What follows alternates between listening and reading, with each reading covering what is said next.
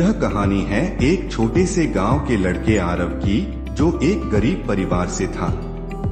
उसका बचपन अभावों में बीता। उसके पिता गांव में एक छोटी सी चाय की दुकान चलाते थे, जिससे बमुश्किल घर का खर्च चलता था। आरव जब स्कूल जाता था तो अक्सर नंगे पांव फटी हुई यूनिफॉर्म में होता, लेकिन उसकी आंखों में एक अलग ही चमक होती, सपनों की चमक। स्कूल के बाद वह अपने पिता की दुकान पर बैठता, ग्राहकों को चाय देता, बर्तन धोता। लेकिन वो हमेशा सवाल पूछता, पापा क्या मैं बड़ा होकर कुछ बड़ा बन सकता हूँ? पिता मुस्कुराते हुए कहते, बेटा मेहनत करने वाले कभी हारते नहीं। आरव को पढ़ाई से बेहद लगाव था। गांव में जब बिजली नहीं होती थी तो वो लालटेन की रोशनी में देर रात तक पढ़ता। कई बार नींद से लड़ते हुए किताबों के पन्नों पर ही सो जाता। उसके पास किताबें कम थीं, लेकिन जिज्ञासा भरपूर थी। एक दिन गांव में एक एनजीओ ने कंपटीशन रखा, जो बच्चा टॉप करेगा उसे शहर के स्कूल में स्कॉलरशिप दी जाएगी। आरव ने जान लगा दी। सुबह दुकान, दिन में स्कूल, शाम को फिर दुकान और रात को पढ़ाई। परीक्षा का दिन आया। गांव के सभी बच्चों ने भाग लिया। कुछ हफ्तों बाद जब रिजल्ट आया तो पूरे गांव में एक ही नाम गूंज रहा था, आरव कुमार। भाग 3, शहर की ओर कदम। स्कॉलरशिप मिलने के बाद आरव शहर के एक अच्छे स्कूल में पढ़ने गया। वहां उसके जैसे और भी होशियार बच्चे थे। शुरुआत में वह पिछड़ने लगा। शहर का माहौल नया था, अंग्रेजी भाषा एक चुनौती थी। उसके कपड़े साधारण थे, बाकी बच्चों का रहन-सहन आधुनिक।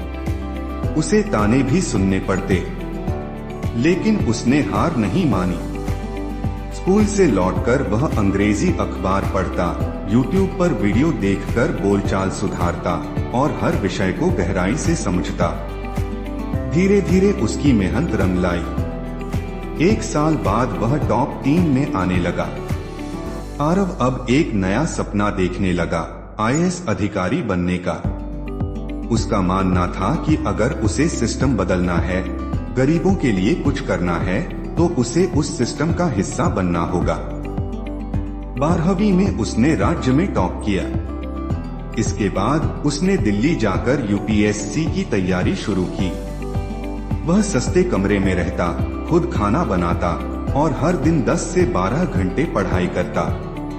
कई बार थकान होती, परिवार की याद आती, लेकिन वह फिर भी डटा रहा। भाग 5, असफलता से सबक। पहली बार में वह प्रीलिम्स भी पास नहीं कर पाया। निराशा ने घेर लिया। गांव से लोग कहने लगे, बेटा अब कोई नौकरी कर ले, ये पढ़ाई बहुत हो गई। लेकिन उसकी माँ ने कहा, बेटा हार मानोगे तो लोग सही साबित हो जाएंगे और जीतोगे तो मिसाल बन जाओगे। वह फिर उठा, इस बार और मजबूत होकर। दूसरे प्रयास में उसने प्रीलिम्स और मेंस दोनों पास कर लिए, लेकिन इंटरव्यू में नंबर कम आए और मेरिट लिस्ट में नाम नहीं आया। फिर से झटका। लेकिन आरव ने ये नहीं सोचा कि वह काबिल नहीं है। उसने सोचा, मेरी मेहनत में कुछ कमी रह गई होगी। तीसरे प्रयास में उसने पूरे आत्मविश्वास के साथ परीक्षा दी। इस बार उसका चयन हुआ, ऑल इंडिया रैंक 12। पूरा गांव झूम उठा। वो लड़का जो कभी दूसरों की बची हुई किताबों से पढ़ता था, अब देश के सबसे प्रतिष्ठित पद पर नियुक्त हो गया। भाग 7, बदलाव की शुरुआत। आरव की पहली पोस्टिंग अपने ही जिले में हुई। अब वह वही था, लेकिन पहचान बदल चुकी थी। लोगों के लिए एक आदर्श बन गया था। उसने गांव में स्कूल, अस्पताल और डिजिटल लाइब्रेरी बनवाई। गरीब बच्चों के लिए फ्री कोचिंग सेंटर शुरू किया।